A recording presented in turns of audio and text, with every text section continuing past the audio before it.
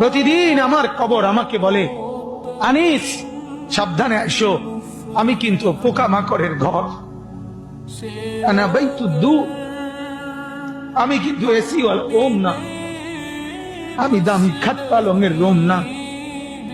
কবর আমাকে বলে, আনিস আমি কিন্তু পোকামাকড়ের ঘর, আনা বাইতুল ওয়াহদা, আমি একাকী ঘর, একাকী ঘর, যে ঘরে আর কেউ থাকবে না, কেউ না, কেউ না, কেউ না। আনা বাইতুল গুরবা, 3 নম্বরে কবর বলে, আমি বড় অপরিচিত ঘর, তুমি তো মানুষের ঘরে বাথরুমের দরজা দেখলেই বুঝো এটা বাথরুম, এটা পাকঘর, এটা বারান্দা।